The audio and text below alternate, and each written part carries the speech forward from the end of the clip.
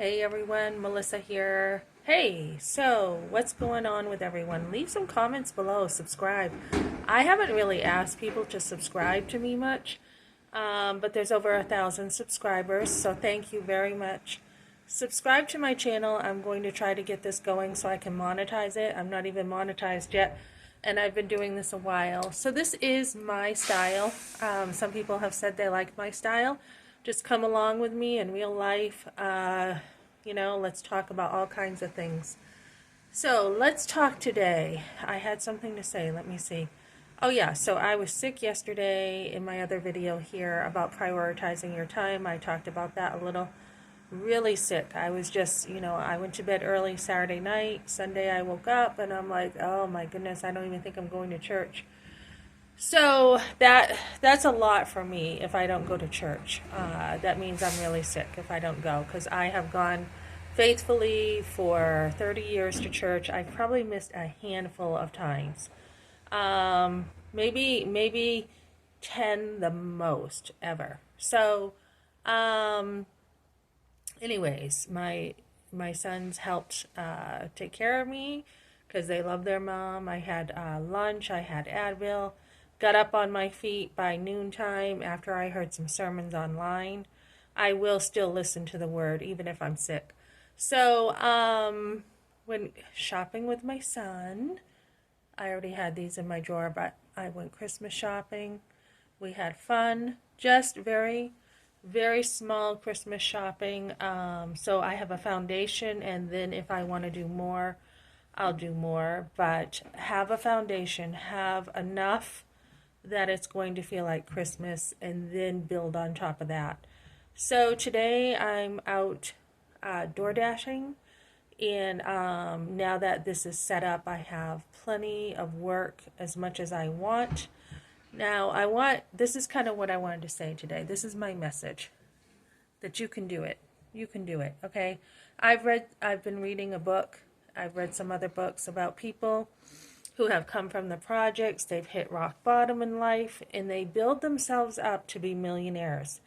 So with that kind of encouragement around me, I plan on doing very well for myself now. My husband already signed for divorce papers. They weren't real divorce papers. They were just his non-attorney, who's not really an attorney, sent some papers that he signed. He was very willing to get a divorce, and he had his hopes up, and I was told I wasted all their time by not signing. So he signed, which tells me his heart is truly, truly wanting a divorce, and not even like time going by to say, okay, wait a minute, let me think about this. And every single accusation that has come my way has been a fluke. It's all, false. It's all, a bunch of baloney. So I'm still standing, and Kevin Leandro today is like, don't send me any more emails because you keep calling me Patch the Pirate. Not really making fun of his disability, but I am getting under his skin because he is somebody who likes to throw slanderous accusations at me, including attempting to have an affair. So, with this stuff, he's all mad and he can dish it out, but he can't take it. But anyways, when you hit rock bottom in life, and I've gone through this so many times in my life, like when, let me see, the first time was, well, there were trials before the abortion. I mean, I grew up in a lot of chaos. So, but the abortion was a big one, hit rock bottom, had nobody there, no one at all.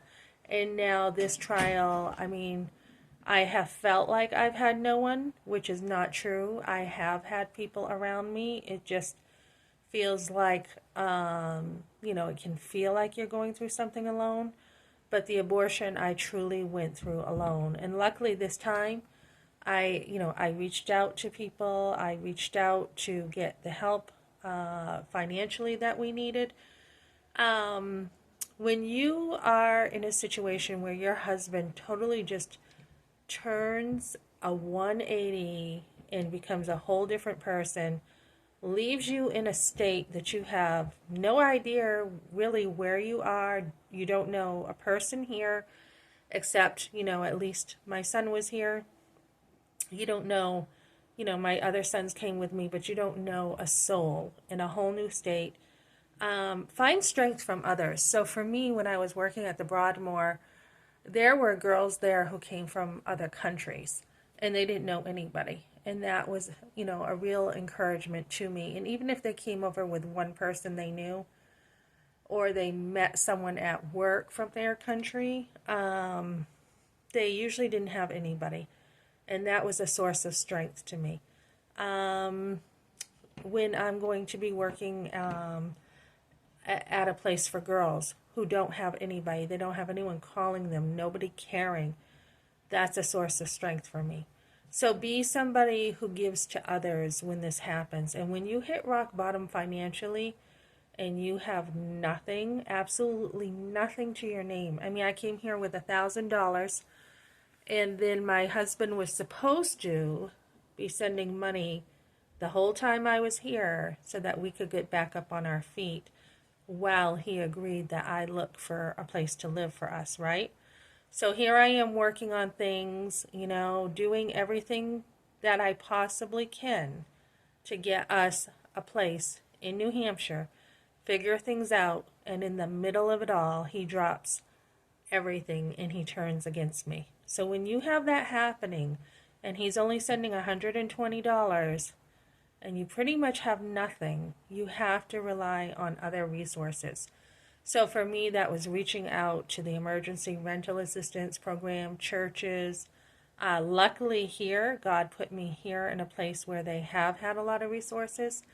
A place like New Hampshire, if it was backwards, it would have been a lot harder to manage. But find all the resources you can, don't be afraid to ask for help. If you had to, if you have a vehicle and you had to live in your vehicle until you could get on your feet, that's an option. People do it all the time. My husband was being a baby, saying, oh, I'm in a truck and I'm homeless and helpless. If you watch Nate O'Brien, he's a millionaire, and he's lived in his truck just for the fun of it, right? Just to challenge himself. You can live in a vehicle. There are tons of YouTubers living in their vehicles to save money. There's nothing wrong with it. So I came here in the first year, right about this time. We were still trying to survive. We had the ERAP in place, but we were still trying to adjust and still trying to make it here. So this time of year, my husband, he's not sending any money now. And so I've been really nickel and diming like everything. I've been like, okay, here's a little bit of money here, here's a little bit here. So I'm only paying, for just the basics, nothing else other than food, and then just, now that I'm getting on my feet, I will be in very good shape. Go through a time of having nothing, and what happens is you end up getting your bills down to the very minimum. You end up, you have to do this for a while. You end up, not using, any credit because that's all been gone. So your credit is at rock bottom and you have to rebuild. Start at rock bottom. Get rid of anything you don't need. I've got a bunch of stuff over here next to me for the homeless. Get rid of anything you don't need and get to the bare minimum when you are going through a crisis. And then take your time to reinvest in yourself. So don't let all the clutter and stuff, bog you down. Get disciplined, get structured. Any play you've had in your schedule, try to manage it so that you don't have so much play, and use that time to reinvest in yourself. I've been reading a lot. So I've had a lot of different jobs. I have another opportunity to do some cleaning again. People look at my cleaning experience and they're like, oh my goodness, you have a lot of cleaning experience. Would you come and work for me? They enjoy the different companies and different variety I've had. And that was the plan with the cleaning company. Once I lost work once, I was like, okay, I'm just going to kind of homeschool my cleaning jobs and get as much experience as I can while still being a caregiver to my family. So there's been many women who have given up jobs to be caregivers for a time. So when you have a break between work, get that self-care in, get the extra time with your family in, and then pick up work again. So that way you're not stuck in a 9 to 5, you're not waiting for a vacation to have time with your family, you're not neglecting your family. So I've had plenty of time to deal with this divorce. I've had plenty of time to take care of myself, and I've come out on the better side. And also, I was thinking about this morning. The more time you have for yourself and the more time you take to be with God, when you do get back up on your feet again, you're going to be stronger. And it's a continual, I don't want to say pattern, but habitual process that should be in your life, that you do have breaks from work. You should be able to, if you own your own business, which I hope to get going with that, you should be able to take regular breaks in your life from work. You shouldn't have to work all year round and have one vacation and that's it. Especially when you have a family. If you're single and you like that kind of lifestyle, great. But when you have a family, they are your main priority.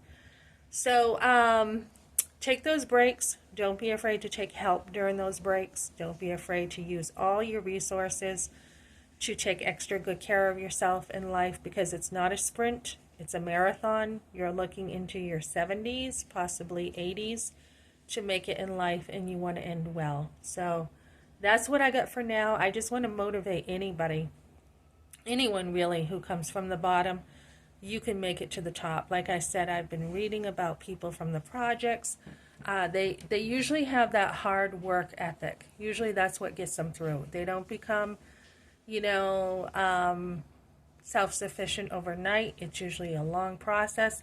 And they're usually willing to work extra hard, extra hard, more than most people. So when you hit rock bottom, it can be scary when you think, oh my goodness, I could be homeless. I could be out on the street any day. Anybody can lose their home. But you want to get on your feet and prepare for it so that if it does happen to you, you're going to be safe. So rock bottom doesn't have to be scary. I mean, trust God. He's got you and he'll provide. So that's what I got for today, guys. Thanks for joining me.